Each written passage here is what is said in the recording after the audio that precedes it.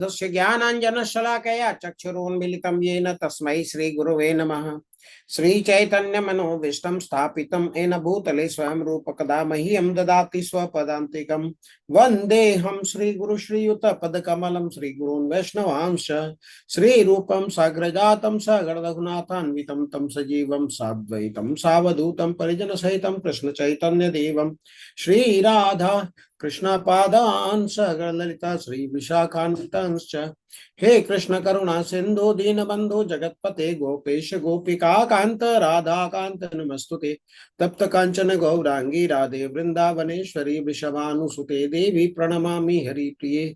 नामा ओम विष्णुपादाय कृष्ण प्रेष्ठाय भूतले श्रीमते भक्ति वेदांत स्वामिन् इति नामिने।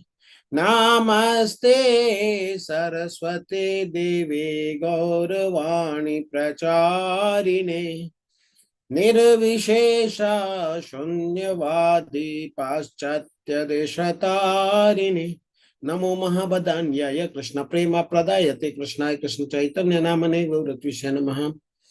जय श्री कृष्ण चैतन्य प्रभु नित्यानंद श्री अद्वैत गदाधर शिवासादि गौरभक्त वृंद। हरे कृष्ण कृष्ण कृष्ण हरे हरे, हरे राम राम राम हरे हरे, हरे कृष्ण कृष्ण कृष्ण हरे हरे, हरे राम राम राम हरे हरे, हरे कृष्ण कृष्ण कृष्ण हरे हरे, हरे राम राम हरे हरे, हरे कृष्ण। तो कल आपने 11वां अध्याय किया था। तो 11वां अध्याय में क्या सीखा था, कोई बताना चाहेंगे?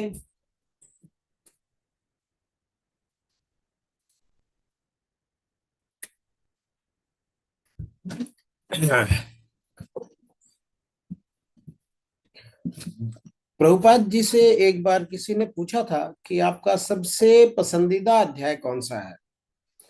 तो प्रभुपाद जी ने कहा था कि 11वां अध्याय सबसे ज्यादा मैं पसंद करता हूँ। पूछा क्यों ऐसा, तो प्रभुपाद जी ने बताया कि कलयुग में बहुत सारे लोग हैं जो अपने को भगवान घोषित करना चाहते हैं। इस अध्याय में अर्जुन के प्रार्थना पर भगवान ने अपना विश्व रूप दिखाया है। तो किसी भी कोई भी व्यक्ति जो अपने को भगवान क्लेम कर रहा है तो उसको बोला जा सकता है कि आप अपना विश्व रूप दिखाइए। तो वो जो क्या कह रहा है उस पे भावुक जनता आंख बंद करके भरोसा ना करे और उनको कहे कि अगर ऐसा है तो आप अपना विश्व रूप दिखा सकते हैं। अब भगवान ने विश्व रूप दिखाया, लेकिन भगवान ने विश्व रूप दिखा करके अर्जुन को प्रोत्साहित नहीं किया। बताया कि विश्व रूप जो है मेरा एक अभिव्यक्ति है और पुरुषोत्तम रूप में मैं अब तुम्हारे सामने जब भगवान दो भुजा रूप में भगवान आए तो उन्होंने बोला कि पुरुषोत्तम रूप ये मेरा है। और अंत में 11वां अध्याय के अंत में भगवान बोलते हैं, एक सेकंड,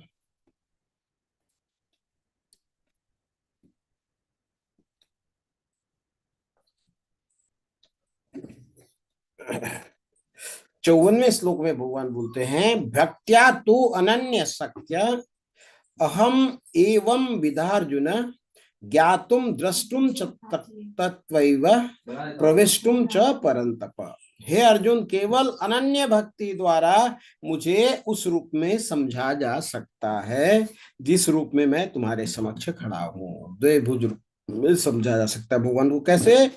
अनन्य भक्ति के द्वारा। और इसी प्रकार मेरा साक्षात दर्शन भी किया जा सकता है। तो अगर हम अनन्य भक्ति करेंगे भगवान के साथ तो भगवान को अच्छी तरह समझ सकेंगे, पहला चीज। दूसरा, भगवान का साक्षात दर्शन भी हम कर सकते हैं। केवल इसी विधि से तुम मेरे ज्ञान के रहस्य को पा सकते हो। तो भगवान को पाने का एकमात्र तरीका क्या है? ये विधि। और ये कौन सा विधि है? अनन्य भक्ति वाला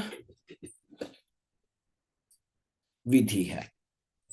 अब अनन्य भक्ति कैसे करी जाए इसके बारे में भगवान बताते हैं। क्या बोलते हैं?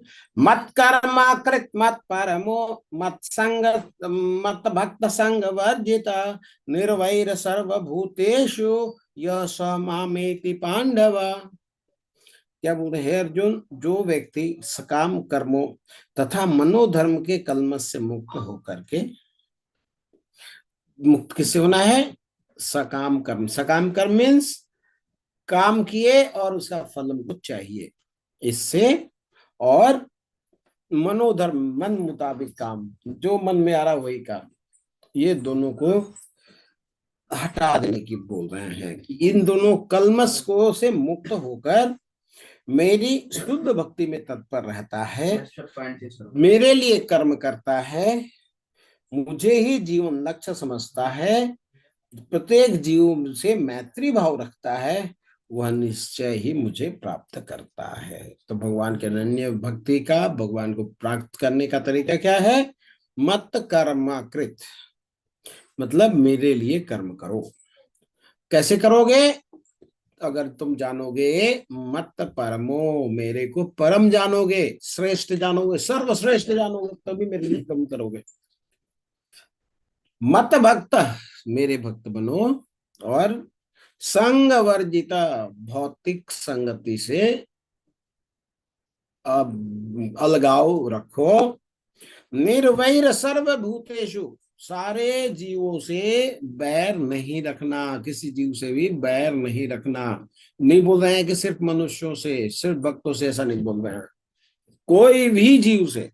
निर्वैर सर्वभूतेषु यह सह माम एति पांडवा, जो ऐसा करता है वो मुझे प्राप्त करता है। तो ये कैसे करना है, पद्धति क्या है, भगवान आगे अगले अध्याय में बताने वाले हैं, जिसका नाम है भक्ति योग।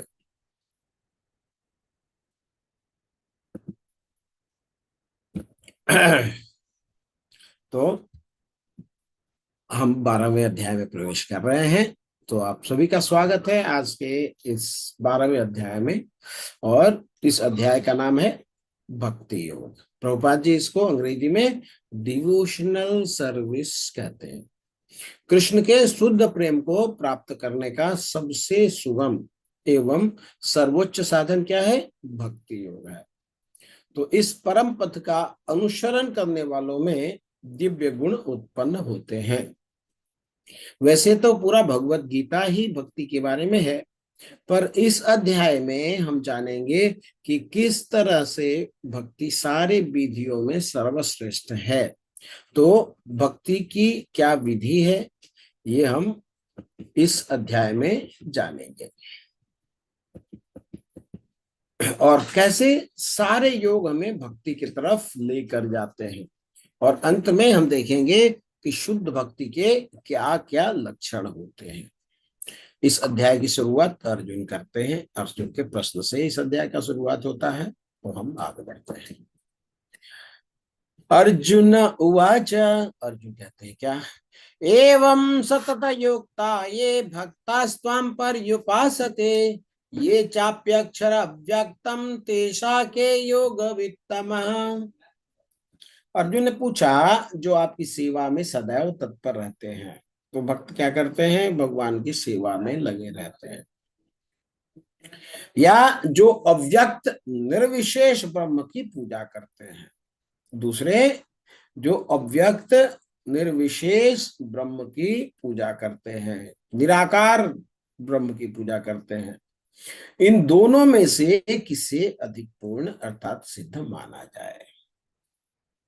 तो कौन श्रेष्ठ है? एक निराकारवादी है, एक साकारवादी है। साकारवादी श्रेष्ठ है या निराकारवादी श्रेष्ठ है? ये प्रश्न कर रहे हैं अर्जुन भगवान से।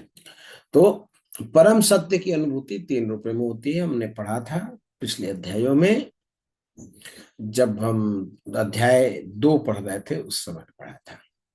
वदन्ति तत्तत्त्वविदस्तत्त्वं यज्ञानम् अद्वयं ब्रह्मेति परमात्मेति भगवान् इति शब्दते परम सत्य को जानने वाले विद्वान, अध्यात्मवादी या फिर तत्वविद। तत्वविद मीन्स जो तत्व को जानते हैं। इस अद्वैत तत्व को ब्रह्म, परमात्मा या भगवान के नाम से पुकारते हैं। तो क्या बोलते हैं? ब्रह्म एति, यानी निराकार ब्रह्म रूप में। इसके बाद है परमात्मेति, यानी अपने हृदय में परमात्मा के रूप में। और भगवान इति मतलब अर्जुन भगवान से पूछ रहे हैं कि सबसे श्रेष्ठ क्या है और उससे कैसे जुड़ा जाए।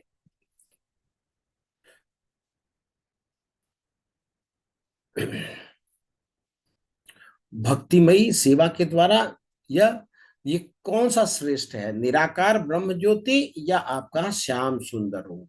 तो प्रभुपाद जी क्या कहते हैं? निर्विशेषवादी मतलब जो सोचते हैं कि भगवान एक ज्योति है, और जो सगुणवादी होते हैं वे भगवान के साकार रूप की पूजा उपासना करते हैं और पूरी शक्ति से सेवा करते हैं। क्यों? क्योंकि साकार रूप है तो उनके लिए भोजन बनाते हैं, उनको वस्त्र पहनाते हैं, उनको श्रृंगार करते हैं, उनकी आरती करते हैं। पर निर्विशेषवादी के लिए क्या है? ज्योति थोड़े कोई खाना खाएगी, ज्योति को कपड़ा थोड़े पहनाया जा सकता है, तो उनका मात्र ध्यान किया जा सकता है। तो यहाँ पर अर्जुन पूछ रहे हैं कि हे भगवान, इन दोनों में से कौन सा श्रेष्ठ है, बताएं। और सबसे पहले हम देखेंगे कि भक्ति की जो विधि है क्या है। जैसे हम नवदा विधि या अलग अलग मार्ग हैं, क्या है? श्रावणम कीर्तनम विष्णु स्मरणम पाद सेवनम अर्चनम दास्यम वंदनम दास्यम सख्य आत्मा निवेदनम इतिम पुंसार्पितो विष्णु भक्तिश्चेनवलक्षणम क्रियेत भगवद्यद्धा तन्मय अभिधीयमुत्तमम्। तो प्रहलाद महाराज ने कहा कि भगवान विष्णु के दिव्य पवित्र नाम, रूप, साज समान तथा लीलाओं के विषय में सुनना तथा कीर्तन करना, उनका स्मरण करना, भगवान के चरण कमलों की सेवा करना, षोडशोपचार विधि द्वारा भगवान की जो सादर पूजा करना, भगवान से प्रार्थना करना, उनका दास बनना, भगवान को सर्वश्रेष्ठ मित्र के रूप में मानना तथा उन्हें अपना सर्वस्व न्योछावर करना, अर्थात मनसा वाचा कर्मणा उनकी सेवा करना, हर तरीके से उनकी सेवा करना। तो शुद्ध भक्ति की ये 9 विधियां स्वीकार की गई है। तो जिस किसी ने इन 9 विधियों के द्वारा भगवान कृष्ण की सेवा में अपना जीवन अर्पित कर दिया, उसे ही सर्वाधिक विद्वान व्यक्ति मानना चाहिए। क्यों? क्योंकि उसने पूर्ण ज्ञान प्राप्त कर लिया है। तो एक एक करके हम एक एक विधि के बारे में चर्चा करेंगे। कोई कुछ कहना चाह रहे थे क्या?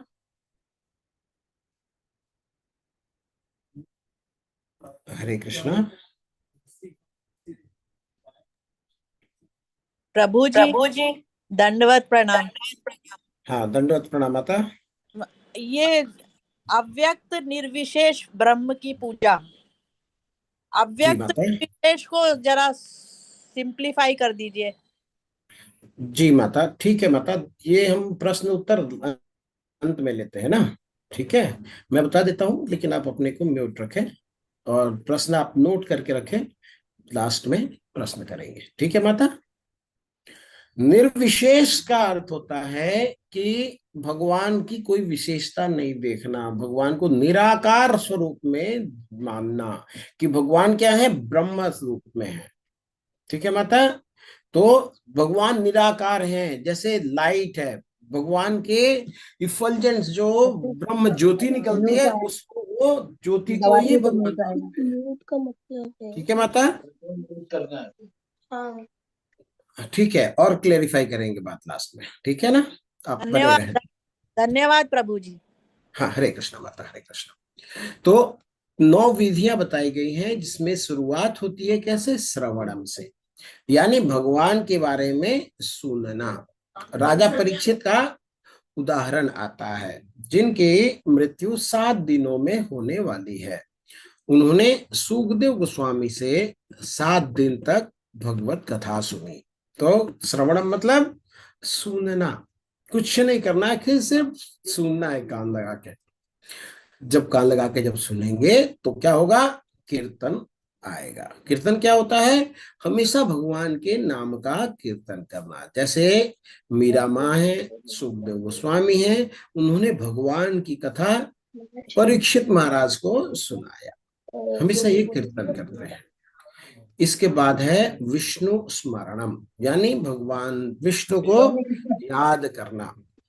जैसे प्रहलाद महाराज हर समय भगवान को याद करते थे, तो उनके पिता हर तरीके से उन्हें प्रताड़ित करना चाहते थे।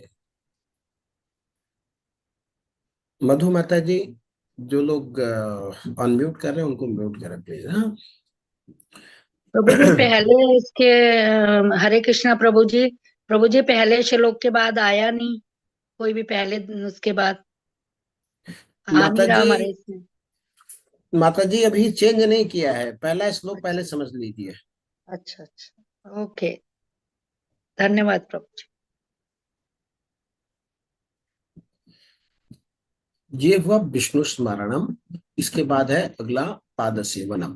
पाद सेवनम मतलब भगवान के चरण सेवा करना। तो सहस्त्र लक्ष्मी भगवान के चरणों की सेवा करती हैं वैकुंठ में। इसके बाद है अर्चनम। अर्चनम यानी भगवान की पूजा करना। इसके बाद आता है वंदनम। वंदनम मतलब प्रार्थना करना, भगवान की प्रार्थना करना। इसके बाद आता है दास्यम। दास्यम मीन्स दास रूप में भगवान की सेवा करना। जैसे हनुमान जी हमेशा भगवान की सेवा करने में संलग्न रहते थे। इसके बाद है सख्यम। सख्यम यानी सखा भाव में, जैसे अर्जुन, मधुमंगल, श्री दामा इत्यादि भगवान की सेवा करते हैं सखा के रूप में। इसके बाद है आत्मा निवेदनम। आत्मा निवेदन मतलब पूरी तरीके से अपने आप को भगवान को समर्पित कर देना, जैसे बलि महाराज।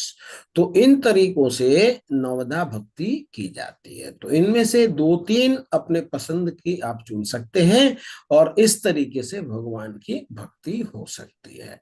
इसलिए सबसे पहले है श्रवणम, सुनना।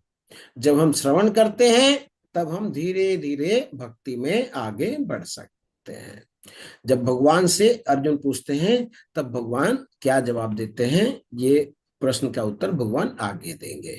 तो जैसा माता जी ने पूछा था निर्विशेष, तो भगवान उसके बारे में ही आगे बताने वाले हैं। पहले हम भगवान की वाणी सुन लेते हैं, इसके बाद हम आपस की चर्चा करेंगे।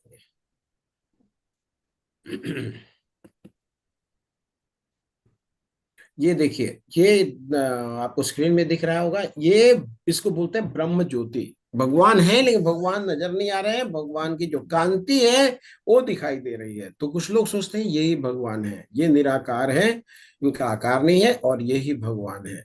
क्यों? क्योंकि वो ईर्ष्या करते हैं, सोचते हैं कि जब मनुष्य शरीर धारण कर लिए भगवान कृष्ण, भगवान राम, फिर भगवान कैसे रह गए? भगवान है मीन्स शरीर धारण नहीं करना चाहिए। अब कोई उनसे पूछे कि भाई भगवान तुमसे पूछ करके कुछ काम करेंगे क्या? उनको क्या करना चाहिए क्या नहीं करना चाहिए ये डिसाइड करने वाले तुम होते हो क्या? कोई लॉजिक नहीं। भगवान है, सर्वशक्तिमान है, उनकी हमें अपने सांस पे तो अपना कंट्रोल है नहीं। हम नियम कानून भगवान के बारे में तो नहीं बनाना चाहिए। तो भगवान गलत नहीं है। ये जो ब्रह्म ज्योति है वो भगवान के ही कांति से निकलती है, हमारे शरीर से थोड़ी लाइट निकलती है। अगर लाइट खत्म बंद हो जाती है तो फिर हम तो अंधेरे में पड़ जाते हैं, हमें कुछ दिखाई नहीं देती है।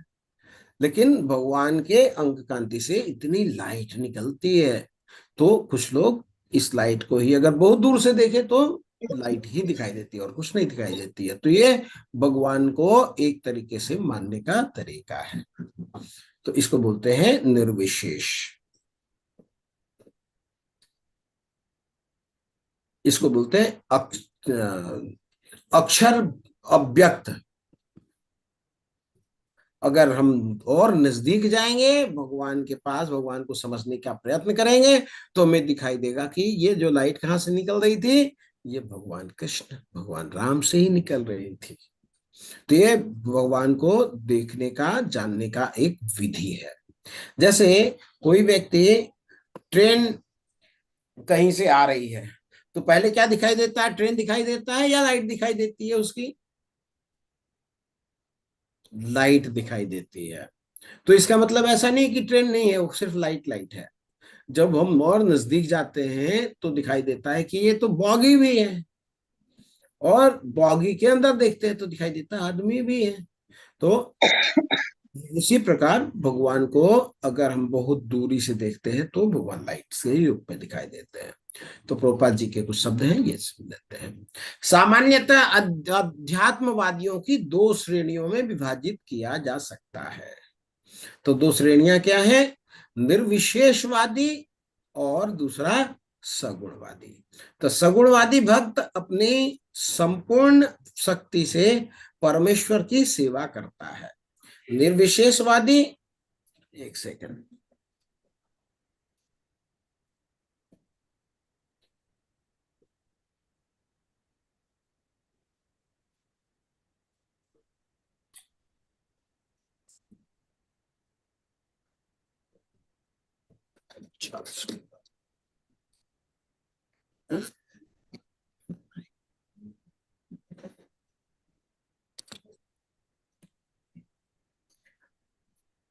सगुणवादी भक्त अपने संपूर्ण शक्ति से परमेश्वर की सेवा करते हैं, और निर्विशेषवादी भी भगवान की सेवा करते हैं, किंतु प्रत्यक्ष रूप से न करके वह अप्रत्यक्ष ब्रह्म का ध्यान करते हैं। तो इस अध्याय में हम देखेंगे कि परम सत्य की अनुभूति की विभिन्न विधियों में भक्ति योग क्या है? सर्वश्रेष्ठ है। यदि कोई भगवान का सानिध्य चाहता है तो उसे भक्ति करनी चाहिए। तो जो लोग भक्ति के द्वारा परमेश्वर की प्रत्यक्ष सेवा करते हैं वे सगुणवादी कहलाते हैं। तो साकार की उपासना करते हैं, भगवान जो दिखाई दे भगवान की उपासना करते हैं। जो लोग निर्विशेष ब्रह्म का ध्यान करते हैं वे निर्विशेषवादी कहलाते हैं। तो यहाँ पर अर्जुन पूछते हैं कि ये दोनों में से कौन श्रेष्ठ है? यद्यपि परम सत्य के साक्षात्कार के अनेक साधन हैं, किंतु इस अध्याय में कृष्ण की भक्ति योग को सबों में श्रेष्ठ बतलाया गया है।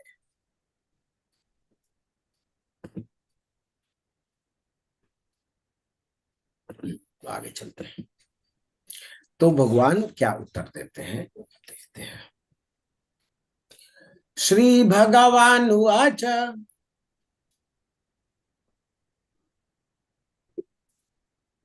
मयि आवेश्य मनो ये माम नित्ययुक्त उपासते श्रद्धया परयोपेता ते मे युक्त तमा मता।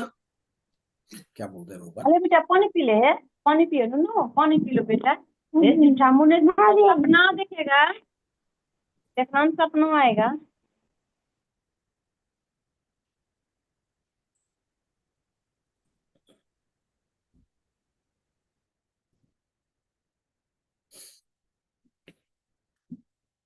श्री भगवान ने कहा, जो लोग अपने मन को मेरे साकार रूप में एकाग्र करते हैं और अत्यंत श्रद्धा पूर्वक मेरी पूजा करने में सदैव लगे रहते हैं वे मेरे द्वारा परम माने जाते हैं। तो भगवान ने अर्जुन को बिल्कुल क्लियर जवाब दे दिया, क्या? कि जो मेरा साकार रूप है वह श्रेष्ठ है। वे जो निराकारवादी होते हैं वे ज्ञान का मार्ग चुनते हैं, भक्ति का मार्ग नहीं, और फिर अपना मस्तिष्क और अपना दिमाग लगाते हैं और उनको अनेक जन्म लग जाते हैं भगवान को जानने में। भगवान क्या कहते हैं? बहुनाम जन्मनाम अन्ते ज्ञानवान माम प्रपद्यते वासुदेवम सर्वम इति स महात्मा सुदुर्लभम। भगवान बोलते हैं अनेक जन्मों की आध्यात्मिक साधना के पश्चात जिसे ज्ञान प्राप्त हो जाता है वह मुझे सबका उद्गम जानकर और मेरी शरण ग्रहण करता है। तो ऐसा महान आत्मा वास्तव में अत्यंत दुर्लभ होता है। भगवान क्या कहते हैं? निराकार ब्रह्म का आधार क्या है? मैं हूं। भगवान बोलते हैं ब्रह्म ज्योति मेरे शरीर से ही निकलती है। तो आप देखेंगे कि कोई भी निराकार चीज होती है, उसका आधार क्या होता है? उसका आधार एक साकार चीज ही होता है। आप जिस कमरे में बैठे हैं, लाइट क्या है? निराकार है, पर इसका आधार क्या है? बल्ब है, जो कि साकार है। सूरज से रोशनी निकलती है, तो रोशनी क्या है? निराकार, पर सूरज वो साकार है। फूल से खुशबू आती है, जो खुशबू तो है निराकार, पर उसका आधार क्या है? फूल है, जो है साकार।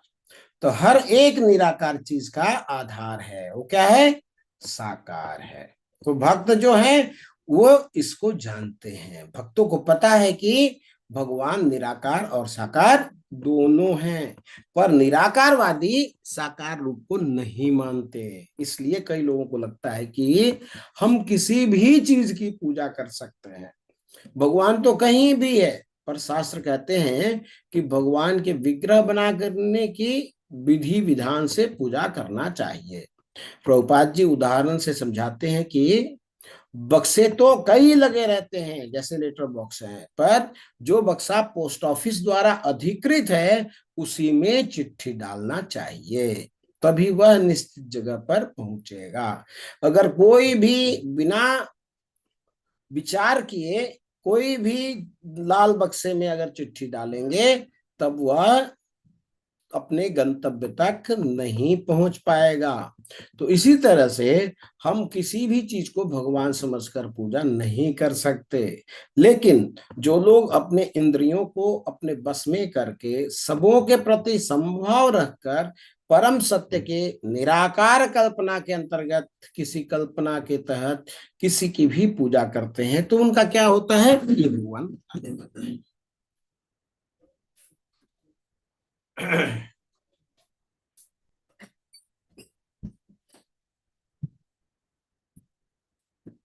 हरे कृष्ण। तो ये जो प्रश्न है जो भगवान अर्जुन ने पूछा है, भारतवर्ष में 99.99% लोगों के ये प्रश्न है। कई लोगों को जानने आता है कि निराकार है भगवान या साकार है। कोई व्यक्ति आता है बोलता है भगवान निराकार है, तो हाँ निराकार है। कोई बोलता है साकार है, तो हाँ साकार है। कोई बोलता है कि साकार में है निराकार नहीं है, फिर भी गड़बड़ हो जाती है। तो अगर कोई कहे कि भगवान साकार भी है निराकार भी है, सही है, कोई दिक्कत नहीं। कोई कहे भगवान साकार ही है, वो भी सही है। कोई कहे कि भगवान निराकार है साकार नहीं है, तो ये गलत है। भगवान निराकार भी है साकार भी। जैसे ये मेरा हाथ है, मुझे बोला ये भी मैं हूं और हाथ भी मेरा है। ऐसा नहीं कहे कोई बोले कि हाथ ही हाथ है, आदमी ये नहीं है, तो फिर ये गलत हो जाएगा।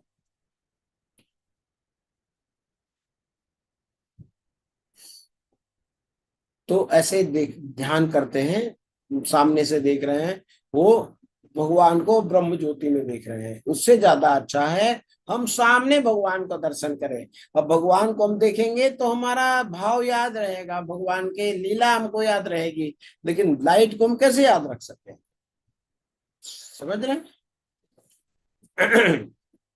आगे भगवान क्या बोलते हैं, लेकिन जो लोग अपने इंद्रियों को बस में करके तथा सबों के प्रति समभाव रखकर परम सत्य की निराकार कल्पना के अंतर्गत उस अव्यक्त की पूरी तरह से पूजा करते हैं, जो इंद्रियों की अनुभूति के परे है, जो सर्वव्यापी है, अकल्पनीय है, अपरिवर्तनीय अभी है, जलने लगता अचल है। तथा ध्रुव है, वे जलने समस्त लगा लोगों है। के कल्याण में संलग्न रहकर अंततः मुझे प्राप्त करते हैं। आ, क्या ये बार बार आप लोग ऑन माइक ऑन करके बातचीत करने का क्या तो क्या समझ में नहीं आ रही है?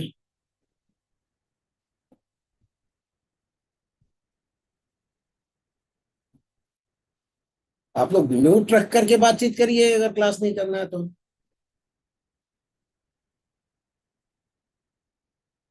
अपनी बातचीत हमें सुनाने का क्या अभिप्राय है? प्लीज ध्यान रखें। भगवान क्या कहते हैं? निराकारवादी भी मुझे प्राप्त करते हैं। सही गलत यहाँ नहीं है, पर प्रश्न है कि इनमें श्रेष्ठ कौन सा है। अर्जुन क्या ये भी पूछ रहा है कि निराकारवादी सही है कि साकारवादी सही है, कौन सही है कौन गलत है? ये प्रश्न है। प्रश्न ये है कि इनमें से दोनों में से श्रेष्ठ कौन सा है? तो भगवान कहते हैं कि दोनों में से भक्ति योग जो धारण करते हैं वे श्रेष्ठ है। ऐसा क्यों है भगवान आगे भी बताते हैं। भगवान कहते हैं क्लेशो अधिकतरस्तेषाम् अव्यक्त आसक्त चेतसाम् अव्यक्ता ही गतिर्दुःखम देहवद्भि अवाप्यते।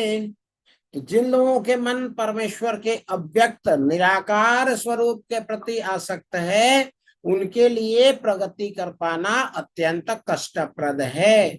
देहधारियों के लिए उस क्षेत्र में प्रगति कर पाना सदैव दुष्कर होता है। भगवान क्या बोल रहे हैं? जो निर्विशेष आराधना कर ब्रह्म की आराधना करते हैं उनके लिए जो प्रगति का मार्ग है वो कठिन है। जैसे हमें मान लीजिए 150 फ्लोर पे जाना है तो एक तरीका है कि सीढ़ी से जाना, 3 घंटे लगेंगे चढ़ चढ़ करके, और दूसरा तरीका है लिफ्ट से जाना। तो कौन सा तरीका ज्यादा अच्छा है? लिफ्ट वाला। तो साकार उपासना जो भगवान को भगवान के रूप का ध्यान करते हैं, भगवान के साथ आदान प्रदान करते हैं, वो है लिफ्ट वाला रास्ता। और जो निराकार वाला पद्धति है उसमें सदियों लग जाती हैं। तो ये इसलिए बहुत लंबा रास्ता तय करना होता है। अब सोचिए 3 घंटा चढ़ चढ़ करके अगर आप 100वें फ्लोर पे जाएंगे तो वहां जाकर के क्या करेंगे? आपके पास क्या एनर्जी रह जाएगी कुछ करने की? ये फर्क है दोनों में। तो भगवान बोलते हैं जो निराकार का मार्ग है, लोग सोचते हैं कि ब्रह्म ज्योति का मार्ग से भगवान को प्राप्त कर सकते हैं। तो भगवान कह रहे हैं कि उनमें दुख ही दुख है, प्रगति पर पाना बहुत कठिन है। क्यों? क्योंकि साकार रूप में तो आप सेवा कर सकते हैं। आप देखिए सेवा कर रहे हैं, जप कर रहे हैं, कितना ध्यान भटकता है। हम लोग जब भी करते हैं तो हमारा ध्यान भटकता है। कैसे? हमारे हाथ में माला होती है, हमारे नजर के सामने भगवान होते हैं, सब कुछ होता है, फिर भी हमारा ध्यान भटक जाता है। अब कोई निराकार में जहाँ कुछ है ही नहीं, ज्योति ही ज्योति है, ध्यान कितना भटकेगा? तो भगवान कह रहे हैं कि देहधारियों के लिए, बाकी सब लोगों के लिए भी ये लाभप्रद है। जब आप जप कर रहे होते हैं तो आपका भी लाभ होता है, और आसपास में जो कीड़े मकोड़े जंतु हैं, कोई फूल का पौधा है, कोई वनस्पति है, वो सब भी सुन रहे होते हैं। तो आपके पास में जिसके जिसके कान में ये ध्वनि जाती है उन सब का कल्याण हो जाता है। तो सारी चीजों का कल्याण होता है। जिस पेड़ से आप फूल तोड़ करके लाते हैं, भगवान को अर्पित करते हैं, उसका भी कल्याण हो जाता है। अगर कोई मनुष्य ध्यान करने बैठ जाता है तो वह मात्र अपने लिए करता है, किसी और के लिए कल्याण नहीं होती उसमें, जबकि भक्ति में सबका कल्याण होता है। इवन आपने जो भगवान को भोग लगाई, भगवान को भोग लगाया और आपने प्रसाद पा लिया, कुछ थाल में अगर जूठा रह जाता है वो नाली में जाता है, नाली के जो कीड़े मकोड़े हैं वो खाते हैं, उनका तक कल्याण हो जाता है। सोच सकते हैं। तो भक्ति का मार्ग इतना ज्यादा श्रेष्ठ है। आगे भगवान बोलते हैं ये तो सर्वाणि कर्माणि मयि सन्न्यस्य मत्परा अनन्येन नैव योगेन मां ध्यायन्त उपासते तेषा अहं समुद्धर्ता मृत्यु संसार सागरात् भवामि न चिरात् पार्थ मय्यावेशित चेतसाम् जो अपने सारे कार्यों को मुझ में अर्पित करके और अविचलित भाव से मेरी भक्ति करते हुए मेरी पूजा करते हैं और अपने चित्त को मुझ पर स्थिर करके निरंतर मेरा ध्यान करते हैं, उसके लिए हे पार्थ मैं जन्म मृत्यु के सागर से शीघ्र उद्धार करने वाला हूँ। क्या बोल रहे हैं? जो अपने सारे कार्य मुझको अर्पित कर देते हैं, जो भगवान के लिए कार्य करते हैं, भगवान क्या करते हैं? उनको मैं मृत्यु सागर से शीघ्र उद्धार कर देता हूँ। न चिरात, चिर मतलब लंबा समय, लंबा समय नहीं, हम फटाफट भगवान बोलते हैं कि हमारी स्थिति क्या है, हम भवसागर में फंसे हुए, जैसे ये बालक देखिए ये समुद्र में फंसा हुआ है, तो भगवान आकर के इसको अपने गरुड़ पे आते हैं, भगवान इसका पांव पकड़ के लेके चले जाते हैं। तो भगवान कैसे अपने भक्तों का उद्धार कर देते हैं? तो भक्त जो है भगवान का हमेशा चिंतन करते रहते हैं और भगवान कहते हैं कि मृत्यु संसार सागरात, मैं भक्तों का उद्धार कर देता हूँ, विलंब नहीं करता। तो समुद्र में जो फंस जाते हैं, तो आप कितने भी कुशल तैराक हो, पर समुद्र में बिना सहायता के आप बाहर नहीं आ सकते। तो इसी तरीके से भव सागर से हम अपने प्रयास से हम कभी भी बाहर नहीं आ सकते, अर्थात अपना उद्धार स्वयं नहीं कर सकते, हमें भगवान के शरण में जाना होता है। पर जो निराकारवादी होते हैं वे कहाँ जाएंगे? भगवान कहते हैं ये यथा माम प्रपद्यन्ते तंस तथैव भजाम्यहम्, जो मुझे जैसे भजते हैं मैं उन पर वैसा ही अनुग्रह करता हूँ। हे पार्थ, सभी मनुष्य सब प्रकार से मेरे ही मार्ग का अनुसरण करते हैं। जो जिस भाव से मेरी पूजा करेगा उसी हिसाब से मैं भी आदान प्रदान करता हूँ। तो जो निराकारवादी ब्रह्म ज्योति में घूमते रहते हैं, तो प्रश्न आता है कि नास्तिकों का क्या होगा? तो मृत्यु तो सबकी आनी है, दुख सबको आते हैं, तो भक्त को भी आता है और अभक्त को भी, उसको भी। तो फर्क क्या है? भक्त का हाथ भगवान थामे रहते हैं और भक्त का हाथ भगवान खुद पकड़ते हैं। मृत्यु सर्व हरश्चाहम, ये भगवान ने बोला है। और नास्तिकों के लिए यमराज आते हैं। जैसे एक बिल्ली है, जब अपने बच्चों को लेकर के जाती है तो वह बच्चों को अपने दांतों से दबाती है और उसके बच्चों को खरोच भी नहीं आती, पर वही दांतों से जब वो चूहे को पकड़ती है और चूहा क्या होता है? मर जाता है। तो इसी तरीके से भक्त की जब मृत्यु आती है तब पता भी नहीं चलता। क्यों? क्योंकि भगवान आते हैं। और जब भक्त की मृत्यु होती है तो उसे, अभक्त की जब मृत्यु होती है तो उसे लाखों बिच्छुओं के दंश को सहन करना पड़ता है। तो जैसे मछली होती है, मछली क्या करती है? मछली अपने अंडे को देखकर उसका ध्यान करती है, और जो चिड़िया होती है वो चिड़िया स्पर्श करके अपने अंडे को ध्यान करती है। लेकिन जो कछुआ होता है क्या करता है? कछुआ अपना अंडा दे करके चला जाता है रेत में, और फिर वह बिना देखे और बिना स्पर्श किए अपने बच्चों को ध्यान करता है और अपने अंडे का ध्यान करता है। उसी प्रकार भगवान के जो भक्त हैं, चाहे भगवान के धाम में हो, भगवान के साथ हो, या फिर मृत्यु सागर में हो, या फिर भव सागर में हो, वे हमेशा भगवान का ध्यान करते रहते हैं। तो हमें क्या करना है? ऋषिकेण ऋषिकेश सेवनम भक्तिर उच्यते, अपनी सारी इंद्रियों को भगवान की सेवा में लगाना चाहिए। तो इस प्रकार हम भगवान की भक्ति कर सकते हैं।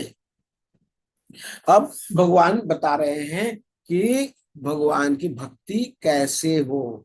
तो और सारे जो धर्म हैं, जो पंथ हैं, उसमें तो लिखा हुआ है कि ये इसका पालन करिए, नहीं करिएगा तो आप जहन्नुम में चले जाइएगा। यही आपको करना है और दूसरा रास्ता नहीं है। लेकिन सनातन धर्म की हमारी यही खूबी है, भगवान कहते हैं कि तुम ये करो, ये नहीं कर सकते हो तो नेक्स्ट करो। भगवान ढेर सारे विकल्प देते हैं हमें। क्या क्या देते हैं हम सुनेंगे अब। मयि एव मन अधस्व मयि बुद्धि निवेशय निवसिष्यसि मयि एव अत ऊर्ध्वं न संशय। मुझ भगवान में अपने चित्त को स्थिर करो और अपनी सारी बुद्धि मुझ में लगाओ, इस प्रकार तुम निसंदेह मुझ में सदैव वास करोगे।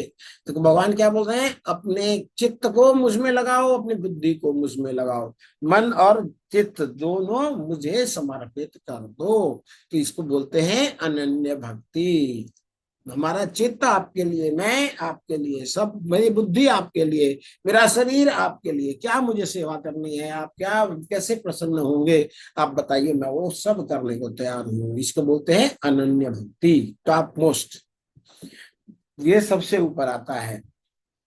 अनंत भक्ति में क्या होता है, जब हम भगवान की भक्ति करते हैं हमेशा हम भगवान का चिंतन करते रहते हैं, हमारी बुद्धि हमेशा भगवान में लगी रहती है, तो उसको क्या बोलते हैं, अनन्य भक्ति। भगवान अर्जुन को क्या बोलते हैं, तस्मात् सर्वेषु कालेषु माम अनुस्मर युद्ध च मयि अर्पित मनोर बुद्धि एवं शशि असंशय।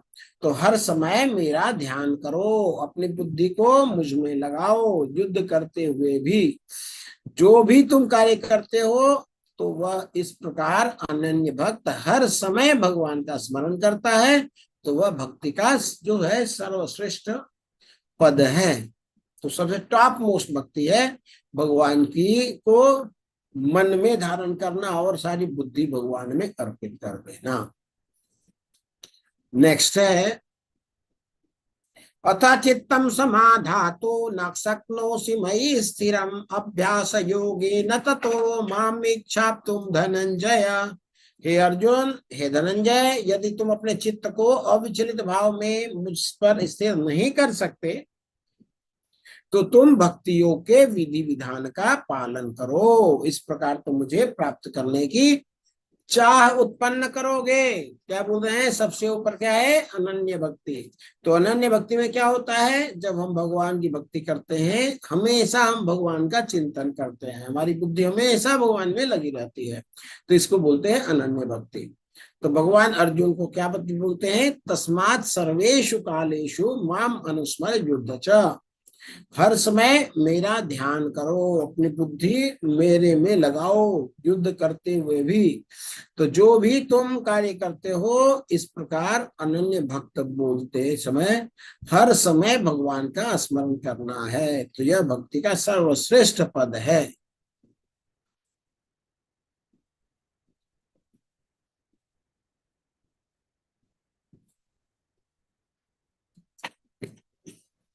तो क्या बोलते हैं भगवान की,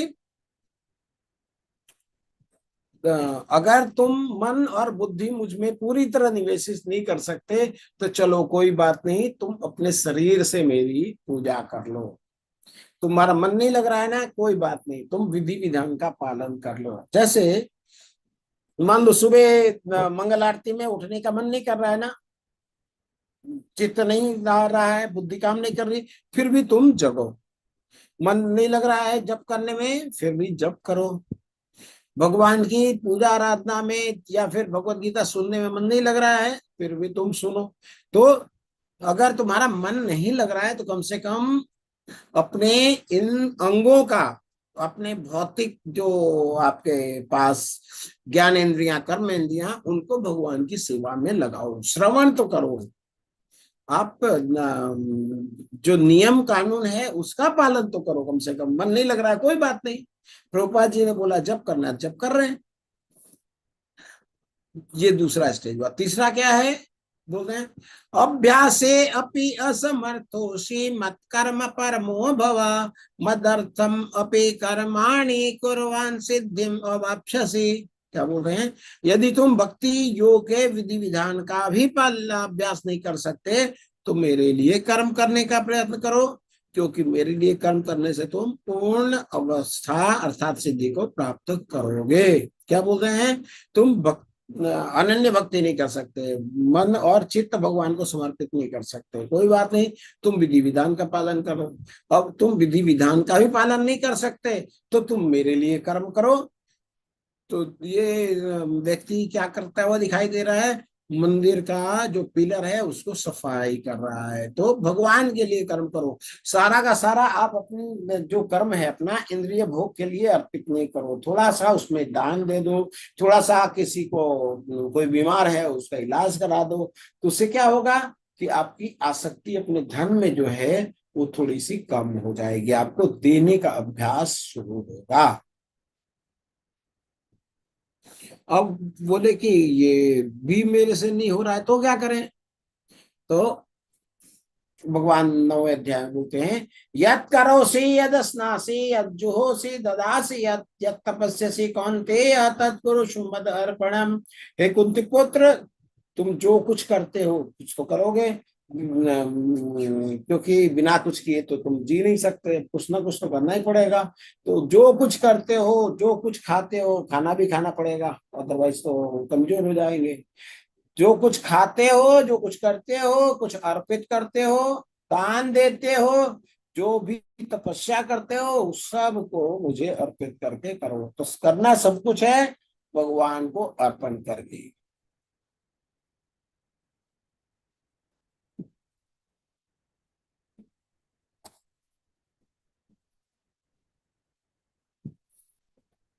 भगवान आगे बोलते हैं, अथैतप्य सक्तो असि कर्तुम उद्योगमाश्रिता सर्व कर्म फल त्यागम तथा कुर्व यथात्मवान। अगर हालांकि आप इस चेतना में काम करने में असमर्थ है, अब भगवान के लिए काम भी आपसे नहीं हो रही है, तो क्या करें? तो अपने काम के सभी परिणामों को त्याग देने की कोशिश करो और आत्मस्थित होने की कोशिश करो। तो फिर तुम आत्मस्थित होने का प्रयत्न करोगे, अपने बारे में जानने का प्रयत्न करो। कैसे जानोगे? भक्तों के बीच में रहो और वो आपको आत्मज्ञान के बारे में बताएंगे। आत्मज्ञान क्या होता है? आत्म साक्षात्कार के बारे में बताएंगे। तुम शरीर नहीं हो, तुम आत्मा हो।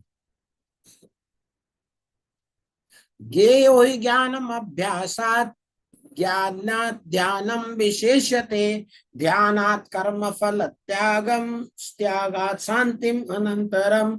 यदि आप इस अभ्यास में भी नहीं कर सकते तो आप अपने को ज्ञान में संलग्न करो। ज्ञान से बेहतर है ध्यान, और ध्यान से बेहतर है कर्म के फल का त्याग।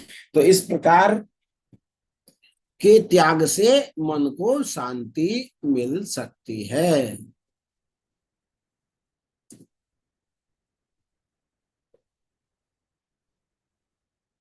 तो ज्ञान से श्रेष्ठ है ध्यान। और कुछ नहीं हो रहा है तो कम से कम भगवान के प्रति ज्ञान तो प्राप्त कर लो। तो आगे जो 8 श्लोक है उसमें भगवान के प्रिय कैसे बनेंगे हम उसके बारे में चर्चा करते हैं। ऐसा मेरा भक्त जो सामान्य कार्यकलाप पर आश्रित नहीं है, जो शुद्ध है, दक्ष है, चिंता से रहित है, समस्त कष्टों से रहित है और किसी फल के लिए प्रयत्नशील नहीं रहता, उसे वो मुझे अतिशय प्रिय है, मुझे बहुत ज्यादा प्रिय है। तो आप जानते होंगे ये हरिदास ठाकुर, और हरिदास ठाकुर जो है एक वैश्य आती है इनके साथ, इनके पास में, और वो इनको पतित करना चाहती है। लेकिन जो भगवान हरिदास ठाकुर के समीप बैठ करके उसने हरिनाम संकीर्तन सुना 3 रात्रि तक, तो उसका हृदय परिवर्तित हो गया और वो भक्त बन गई।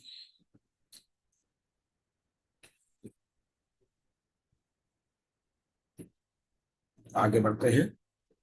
जो किसी से द्वेष नहीं करता, जो सभी जीवों का दयालु मित्र है, जो अपने को स्वामी नहीं मानता, मिथ्या अहंकार से मुक्त है, सुख दुख में संभव रहता है, सहिष्णु है, सदैव आत्मतुष्ट रहता है, आत्म संयमी है, तथा जो निश्चय के साथ मुझ में मन और बुद्धि को स्थिर करके भक्ति में लगा रहता है, ऐसा भक्त मुझे अत्यंत प्रिय है।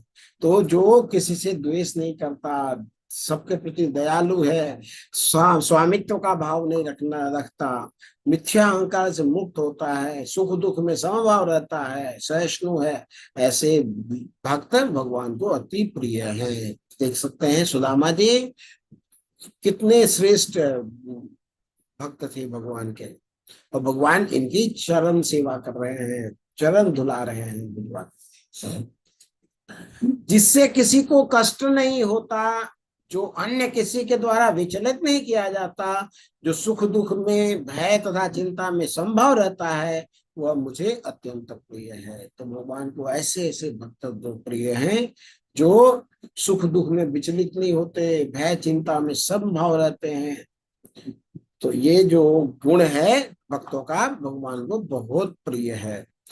तो आप देख सकते हैं प्रहलाद महाराज यहाँ पे हैं, जिनको हाथी को उत्तेजित करके कुचलवाने का प्रयत्न किया गया, लेकिन हाथी चिंगाड़ता हुआ सबको आगे में कर लेते हैं और अपने सूंड से प्रहलाद महाराज को उठा करके अपने पीठ पे बिठा देता है।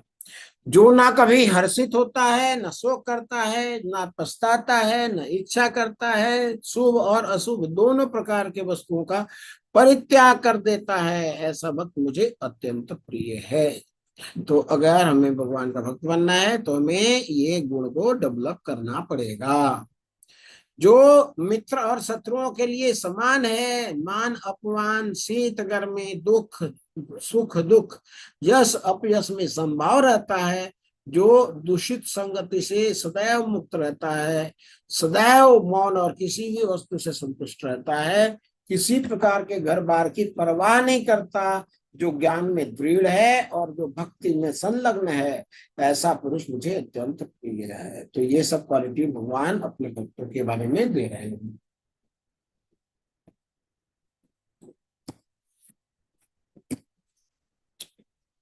तो ये चित्र आप देख सकते हैं, किसी को मालूम है ये कौन लोग हैं इस चित्र में? आप लोग हैंड रेज करके बोल सकते हैं।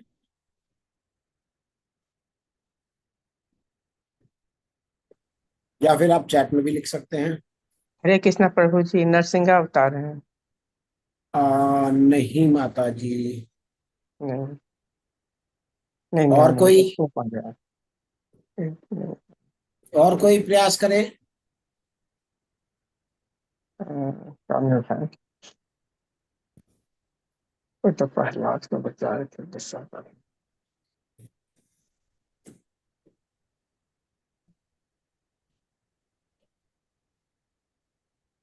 आप बता दी प्रभु जी को, नहीं बता रहे।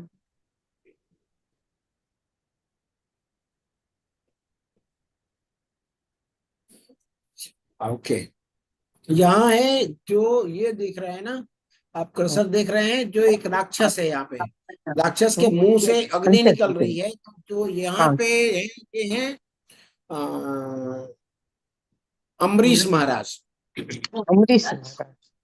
अम्बरीश महाराज हैं। आप लोग अपने को म्यूट रखें प्लीज। अच्छा, अम्बरीश महाराज हैं और ये एकादशी का व्रत किए हुए थे। तो एकादशी का जब व्रत पूर्ण हो जाता है तो पारण का एक अवधि होती है, समय होता है। वो समय हो गया था। उससे थोड़ा देर पहले दुर्वास ऋषि, जो आप यहाँ देख सकते हैं, दुर्वास मुनि हैं और उनके हाथ में हाँ, उनके हाथ में कुछ नहीं, उन्होंने हाथ उठाया हुआ है। तो दुर्वास मुनि वहां आते हैं और बोलते हैं कि ठीक है, एकादशी व्रत हमने भी किया है, हम लोग एक साथ पारण करेंगे और हम लोग जा रहे हैं स्नान करके, शिष्यों के साथ मैं स्नान करके आ रहा हूँ, फिर पारण करेंगे। अब ये चले जाते हैं सरोवर में स्नान करने, और स्नान करने में देर हो जाती है। और जब देर हो जाती है तो पारण का एक निश्चित अवधि होती है एकादशी में। तो वो समय बीत रहा होता है। फिर राजा अम्बरीश धर्म संकट में पड़ जाते हैं। अगर मैं भोजन कर लेता हूं तो जो साधु हैं उनका अनादर होता है, अगर मैं भोजन नहीं करता हूं तो हमारा व्रत खंडित होता है। व्रत मैं किसके लिए कर रहा हूँ? अब हमारे प्रजाओं के लिए कर रहा हूँ, मेरे लिए कर अकेले के लिए होता तो मैं इस व्रत को तोड़ सकता था, लेकिन मेरे व्रत से लाभान्वित पूरे प्रजा होंगे।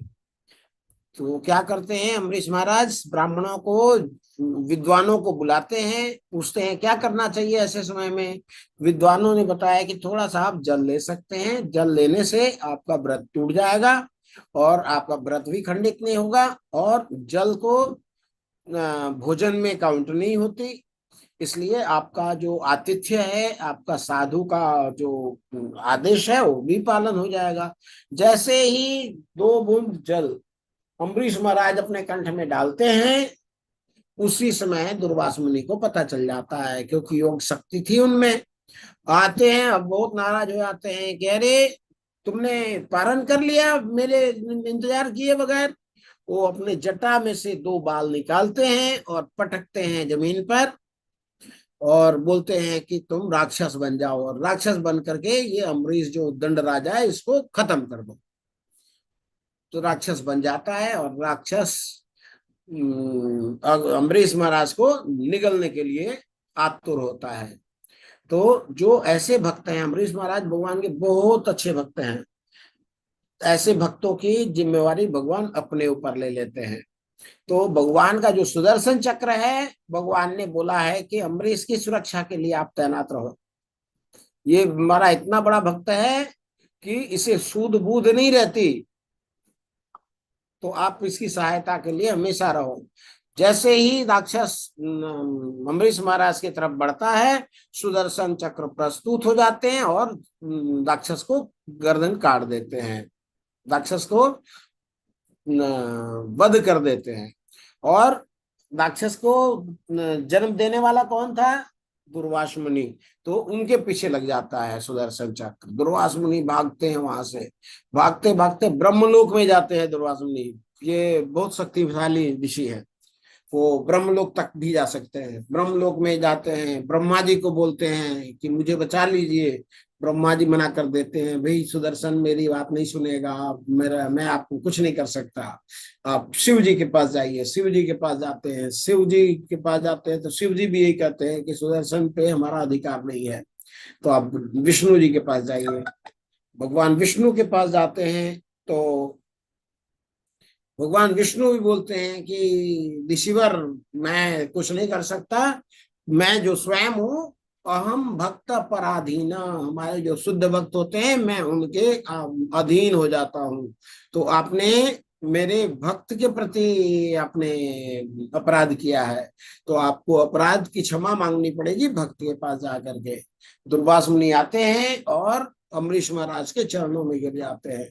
अम्बरीश महाराज उनको उठाते हैं, प्रणाम करते हैं कि ऋषि आप पाप न चढ़ाएं, मेरे को चरण में आने की आवश्यकता नहीं है। और वो प्रार्थना करते हैं अम्बरीश महाराज सुदर्शन चक्र को, अगर मेरी मनसा भगवान में हमारी रति है, भगवान में मेरी पूर्ण श्रद्धा है, भगवान की सेवा में मेरा विचार है, तो आप कृपया शांत हो जाइए। और सुदर्शन चक्र शांत हो जाते हैं। तो इतने बड़े ऋषि ये भी भगवान इतना प्रेम करते हैं भक्तों से कि हर समय सुरक्षा भगवान प्रदान करते हैं।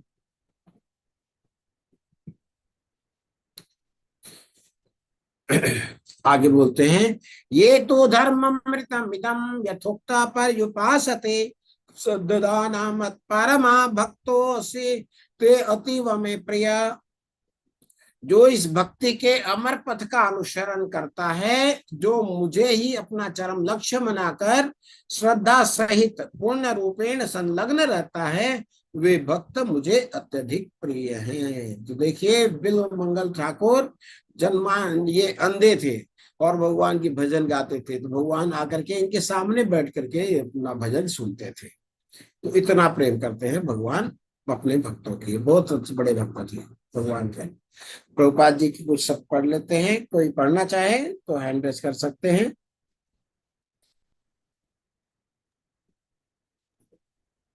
सुमन अग्रवाल माता जी आप पढ़े।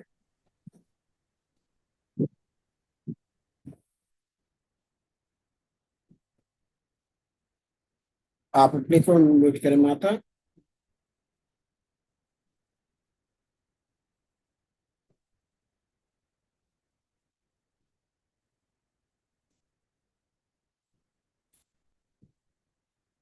हरे कृष्णा।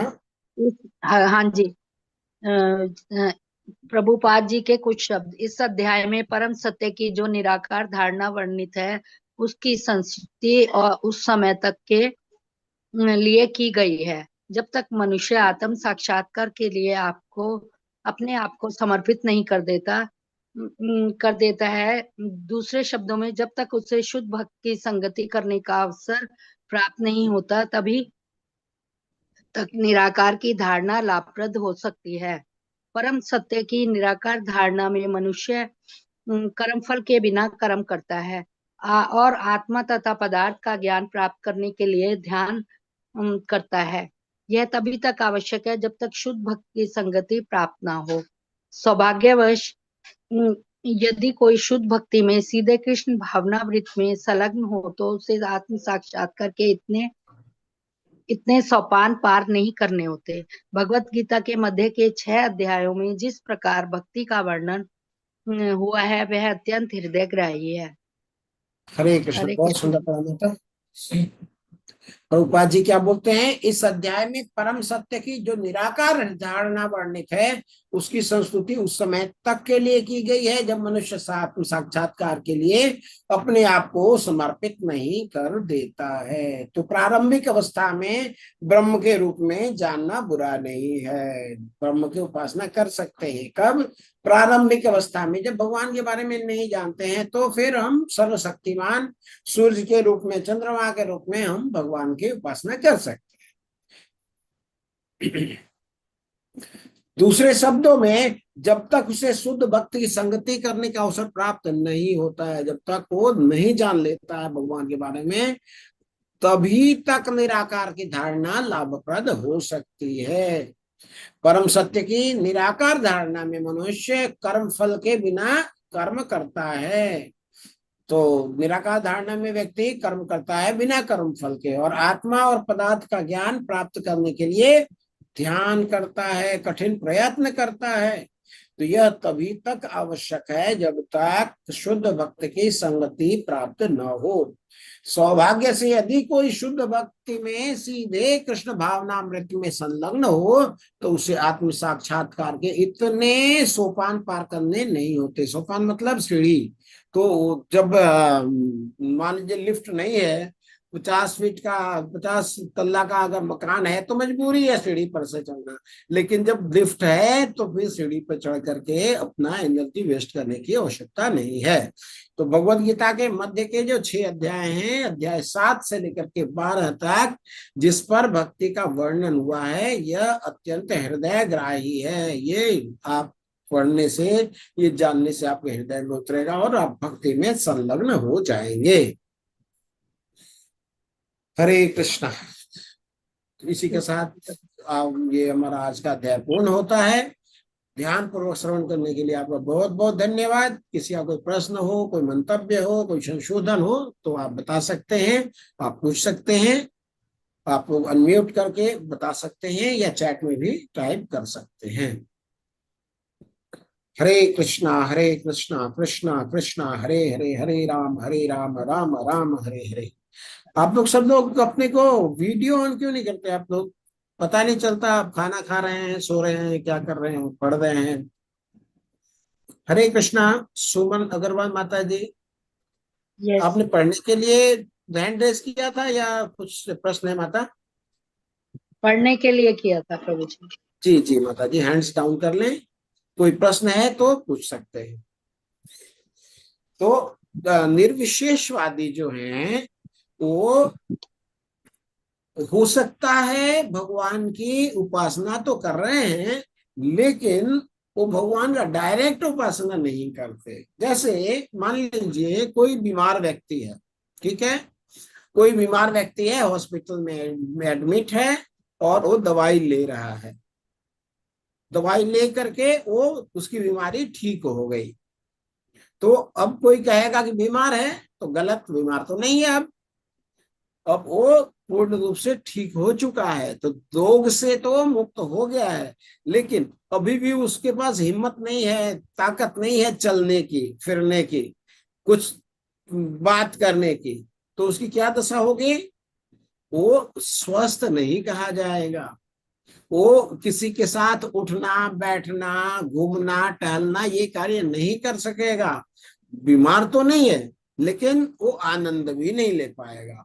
तो वैसे ही है, जो निर्विशेषवादी हैं वो भगवान के ही भक्ति करते हैं, क्यों? क्योंकि जो भगवान का जो ब्रह्म स्वरूप है, निराकार स्वरूप है, उसकी उपासना कर रहे हैं तो कोई दूसरे की थोड़ी कर रहे हैं, भगवान की ही कर रहे हैं।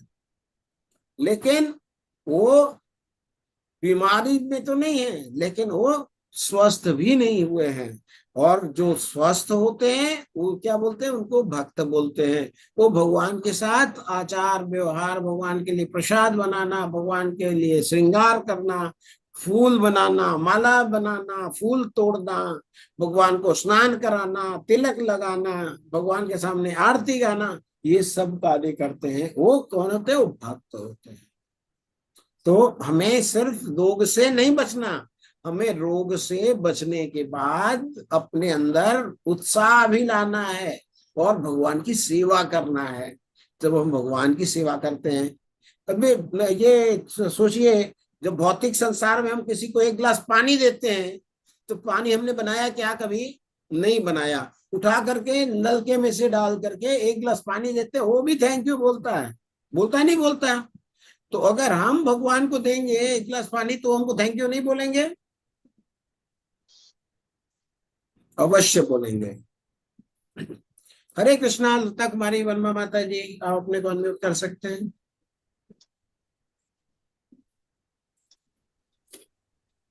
गुरुजी, दंडवत प्रणाम।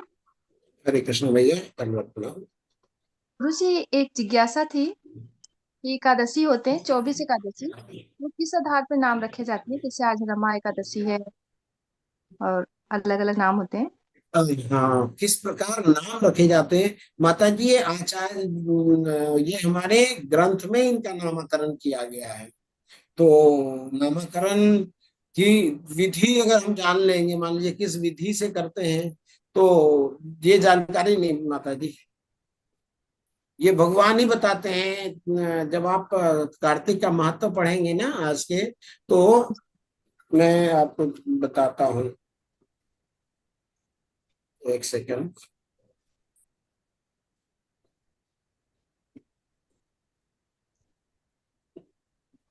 आपने पढ़ा है माता जी महत्व में?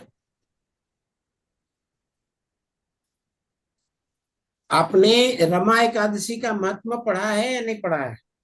नहीं गुरुजी। नहीं पढ़ा है, ठीक है। तो अगर आपने पढ़ा होता तो आपको पता होता। मैं पढ़ता हूँ।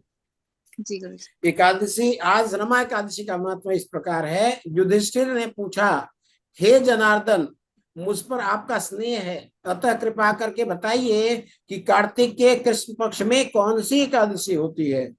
भगवान श्री कृष्ण बोले, राजन, कार्तिक के कृष्ण पक्ष में रमा नाम की विख्यात और परम कल्याणमयी एकादशी होती है। यह परम उत्तम है और बड़े बड़े पापों को हरने वाली है। पूर्व काल में मुचकुंद नाम से विख्यात एक राजा हो चुके हैं, जो भगवान श्री कृष्ण के भक्त और सत्य प्रतिज्ञ हैं थे। अपने राज्य पर निष्कंटक राज्य करने वाले, शासन करने वाले उन राजा के यहाँ नदियों में श्रेष्ठ चंद्रभागा कन्या के रूप में उत्पन्न हुई। राजा ने चंद्रसेन कुमार शोभन के साथ उनका विवाह किया। किसने? मुचुकुंद नाम के विख्यात राजा ने अपनी पुत्री का विवाह चंद्रसेन नामक शोभन के साथ किया। एक बार शोभन दशमी के दिन अपने ससुर के घर में आए और उसी दिन समूचे नगर में पूर्ववत ढिंडोरा पिटवाया गया था कि एकादशी के दिन कोई भी भोजन न करे। इसे सुनकर शोभन ने अपनी प्यारी पत्नी चंद्रभागा से कहा, प्रिय, अब मुझे इस समय क्या करना चाहिए? इसकी इसकी बताओ, ये बताओ। चंद्रभागा बोली, प्रभु, मेरे पिता के घर में एकादशी के दिन मनुष्य तो क्या, कोई पालतू पशु आदि भी भोजन नहीं कर सकते। प्राणनाथ, यदि आप भोजन करेंगे तो आपकी बड़ी निंदा होगी। इस प्रकार मन में विचार करके अपने चित्त को आप दृढ़ कीजिए। शोभन ने कहा, प्रिय, तुम्हारा कहना सत्य है, मैं भी उपवास करूंगा, देव का जैसा विधान है वैसा ही होगा। भगवान श्री कृष्ण कहते हैं, उस प्रकार दृढ़ निश्चय करके शोभन ने व्रत के नियम का पालन किया, किंतु सूर्योदय होते होते उसका प्राणांत हो गया। उनको कोई बीमारी थी, जिसकी वजह से उनको बीच बीच में खाना आवश्यक था, लेकिन उन्होंने व्रत का पालन किया और उन उनके बीच में समुद्र मृत्यु हो गई। राजा मुचकुंद ने शोभन का राजोचित दाह संस्कार कराया। चंद्रभागा की भी पति का पारलौकिक कर्म करके पिता के घर में रहने लगी। नृप श्रेष्ठ, उधर शोभन इस व्रत के प्रभाव से मंदराचल के शिखर पर बसे हुए परम रमणीय देवपुर को प्राप्त हुए। वहां शोभन द्वितीय कुबेर की भांति शोभा पाने लगे। एक बार राजा मुचकुंद के नगरवासी विख्यात ब्राह्मण सोम शर्मा तीर्थ यात्रा के प्रसंग से घूमते हुए मंदराचल पर्वत पर गए, जहां उन्हें शोभन दिखाई दिए। राजा के दामाद को पहचान कर वे उनके समीप गए। शोभन भी उस समय द्विज श्रेष्ठ सोम शर्मा को आया हुआ देखकर शीघ्र ही आसन से उठकर खड़े हुए और उन्हें प्रणाम किया। फिर क्रमशः अपने ससुर राजा मुचकुंद, प्रिय पत्नी चंद्रभागा तथा समस्त नगर का कुशल क्षेम पूछा।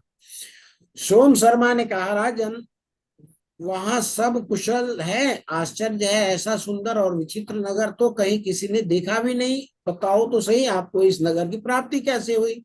तो शोभन बोले, विजेंद्र, कार्तिक के कृष्ण पक्ष में जो रमा नाम की एकादशी होती है, उसी का व्रत करने से मुझे ऐसे नगर की प्राप्ति हुई है। ब्राह्मण, मैंने श्रद्धाहीन होकर इस व्रत, श्रद्धा के साथ कुछ मिसप्रिंट है, इसलिए मैं ऐसा मानता हूं कि यह नगर अस्थाई नहीं है। अब मुचकुंद की प्यारी कन्या चंद्रभागा से यह सारा वृतांत कहिएगा। तो शोभन की बात सुनकर के ब्राह्मण मुचकुंदपुर में गए और वहां चंद्रभागा के सामने उन्होंने सारा वृतांत कह सुनाया। सोम शर्मा बोले, सुबह मैंने तुम्हारे पति को प्रत्यक्ष देखा है। इंद्रपुरी के समान उनके दुर्दृश्य नगर का भी अवलोकन किया, किंतु वह नगर अस्थिर है, तुम उसको स्थिर बनाओ। चंद्रभागा ने कहा, ब्रह्मर से, मेरे मन में पति के दर्शन की लालसा लगी है, आप मुझे वहां ले चलिए। मैं अपने व्रत के पुण्य से उस नगर को स्थिर बनाऊंगी। भगवान श्री कृष्ण कहते हैं, राजन, चंद्रभागा की बात सुनकर सोम शर्मा उसे साथ लेकर के मंदराचल पर्वत के निकट वामदेव मुनि के आश्रम पर गए। वहां ऋषि के मंत्र की शक्ति और एकादशी सेवन के प्रभाव से चंद्रभागा का शरीर दिव्य हो गया और तथा उसने दिव्य गति प्राप्त की। इसके बाद वह पति के समीप गई। अपने प्रिय पत्नी को आया देखकर शोभन को बड़ी प्रसन्नता हुई। उन्होंने उसे बुलाकर के अपने वाम भाग में सिंहासन पर बिठाया। तदंतर चंद्रभागा ने अपने प्रियतम से प्रिय वचन कहा, नाथ, मैं हित की वाणी कहती हूँ, सुनिए। जब मैं 8 वर्ष से अधिक उम्र की हो गई, तभी से लेकर आज तक मेरे द्वारा किए गए एकादशी व्रत से जो पुण्य संचित हुआ है, उसके प्रभाव से यह नगर कल्प के अंत तक स्थिर रहेगा तथा सब प्रकार के मनोवांछित वैभव से समृद्धशाली रहेगा। नृपश्रेष्ठ, इस प्रकार रमा व्रत के प्रभाव से चंद्रभागा दिव्य भोग, दिव्य धूप, दिव्य आभूषणों से विभूषित हो अपने पति के साथ मंदराचल के शिखर पर विहार करती है। राजन, मैंने तुम्हारे समक्ष रमा नामक एकादशी का वर्णन किया है। यह चिंतामणि तथा कामधेनु के समान सब मनोरथों को पूर्ण करने वाली है। तो रमा माता गौरा का भी नाम है, गौरी का भी नाम है रमा। माता लक्ष्मी का भी नाम है रमा। रमा मीन्स जो ऐश्वर्यशाली है। तो इससे इस एकादशी व्रत से जो उनकी चंद्रभागा पुत्री हैं, उन्होंने इस राज्य जो उनके पति को व्रत के प्रभाव से मिला था, उसको स्थिर करने की शक्ति उनमें थी। उन्होंने स्थिर किया था, इसलिए इसका नाम रमा एकादशी पड़ा। ठीक है माता, धन्यवाद गुरुजी। हरे कृष्ण भैया, बहुत बहुत धन्यवाद। आपके प्रश्न के कारण हम कार्तिक महात्मा सुन सके और एकादशी में हमें एकादशी का पालन करना चाहिए और हमें महात्मा भी पढ़ना चाहिए। जी गुरुजी। किसी का और कोई प्रश्न? हरे कृष्णा हरे कृष्ण प्रभु। भैया, हरे कृष्ण भैया।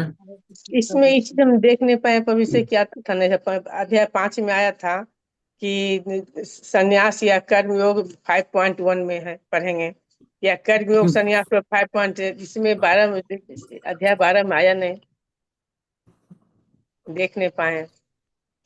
हाँ, मैं समझा नहीं क्या बोल रहे हैं माता जी। इससे 5 में क्या? प्रत्येक अध्याय में श्लोक होता है, हाँ 20, 25 से 30 होता है। तो सोचता है कि जिसे अध्याय 5 तो 5.1 में पढ़ने का है संन्यास या कर्मयोग, हाँ 5.2 5.6 में पढ़ने का है कर्म या संन्यास के बारे में। इस तरह अभी अध्याय 12 में कुछ देखने पाए।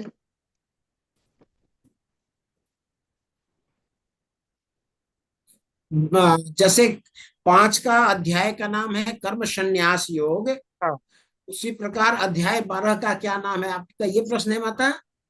नहीं वो तो पढ़ उसमें लिखा हुआ है, ये फर्स्ट पेज में, जैसे कि अध्याय 5 में ही लिखा हुआ निष्काम कर्म बंधन से मुक्त, कब पढ़ने का है? 5.7 5.16 16।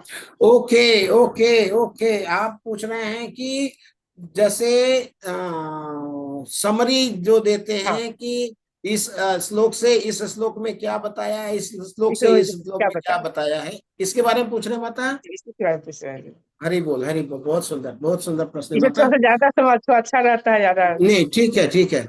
श्लोक संख्या 1 से लेकर के श्लोक संख्या 7 तक में भगवान बताते हैं कि जो निराकारवादी है और साकारवादी है उनमें श्रेष्ठ कौन सा है। अगर साकारवादी श्रेष्ठ हैं तो क्यों हैं। भगवान बोलते हैं कि निराकारवादी भी ठीक है, दिक्कत नहीं है, लेकिन निराकारवादी को क्लेश ज्यादा होती है, कठिनाई ज्यादा होती है। कोई पूछे कि लिफ्ट से जाने में और सीढ़ी के जाने में क्या फर्क है, तो कोई बोलेगा कि लिफ्ट से बटन दबाना पड़ता है और सीढ़ी से जाने में पसीना बहाना पड़ता है, ये दोनों में फर्क है। ठीक है माता। श्लोक संख्या 1 से 7 में इसका जिक्र हुआ है। 8 से लेकर के 12 तक में भगवान विकल्प बताते हैं कि आप कैसे भक्ति कर सकते हो। पहला बताते हैं भगवान आपको अनन्य भक्ति करनी चाहिए, नहीं कर पाते हो तो विधि विधान का पालन करो, वो भी तुमसे नहीं होता है तो तुम अपने कर्म को मुझे अर्पित करो, सारा कर्म का बंधन अपने ऊपर मत डालो, थोड़ा बहुत जो कमाते हो दान भी करो, कुछ किसी को सेवा में भी लगाओ, उससे क्या होगा, तुम कर्म बंधन से बच पाओगे। अब हमसे दान भी नहीं होता है तो क्या करें, तो भगवान बोलते हैं कि भक्तों के साथ जाकर के सुनो समझो, कुछ श्रवण करो, तुमको ज्ञान होगा, तब तुमको पता लगेगा तुम शरीर नहीं हो, तुम आत्मा हो। ये 12 श्लोक तक।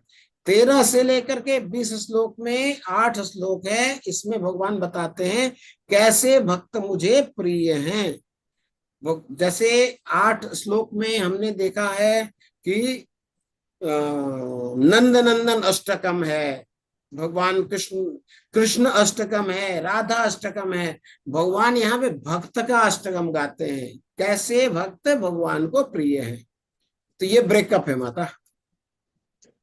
इसे ठीक पीछे है भैया श्लोक पीछे तक इसमें है ना जी। 20 तक, हाँ 20 श्लोक है, सबसे छोटा है ये। हरे कृष्ण। हरे कृष्ण हरे कृष्ण।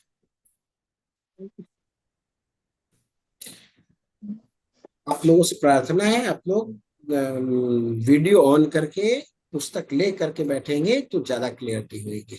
वो ठीक पुस्तक है, लेके बैठते हैं प्रभु जी, बहुत पुस्तक सुंदर लेके बहुत बैठते सुंदर भैया, बहुत हैं। सुंदर। चलो चलो। सुष्मिता गुप्ता माता जी लिखती हैं, हरे कृष्णा माता जी, बच्चे सोने लगते हैं इसलिए खाना खिलाने लगे थे जो कि जप नहीं कर पाए, सॉरी माफ करें। कोई बात नहीं माता, हम हमारी सबकी एंगेजमेंट है, कोई ऑफिस में एंगेज रहता है, कोई घर में एंगेज रहता है, हमें सब करना होता है। बहुत सुंदर, कोई बात नहीं। साल में 24 एकादशी के नाम किस आधार पर रखा जाता है। आधार माता जी तुम लोग देखते हैं कि क्या कथा है, उसके उससे लिंक है। और ये प्रश्न किया नहीं, पूछेंगे कोई आचार्य से, पता अगर सुटेबल आंसर मिला तो आपसे शेयर करेंगे। हरे कृष्णा। और किसी का कोई प्रश्न?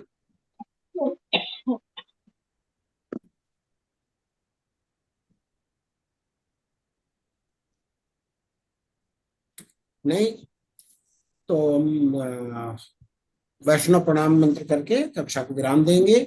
वांछा कल्पतरुभ्यश्च कृपा सिंधुभ्य एव च पतितानां पावनेभ्यो वैष्णवेभ्यो नमो नमः। अनंत कोटि वैष्णव वृंद की जय। श्रील प्रभुपाद की, भगवान की वाणी भगवत गीता की जय। हरे कृष्णा कृष्णा कृष्णा हरे हरे। सब लोग अनम्यूट करके देखिए, जब बात करना होता है उस समय म्यूट रखा करिए, जब भगवान का नाम लेना होता है तो म्यूट अनम्यूट कर लीजिए सब लोग।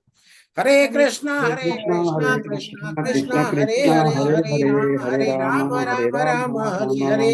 हरे कृष्णा कृष्णा कृष्णा हरे हरे, हरे राम राम हरे हरे। हरे कृष्णा कृष्णा हरे हरे, हरे राम राम हरे हरे। हरे कृष्ण। सभी को दंडवत प्रणाम। हरे कृष्णा प्रभु हरे जी। कृष्णा प्रभु जी, दंडवत प्रणाम। हरे कृष्ण भैया, हरे कृष्ण प्रभु जी।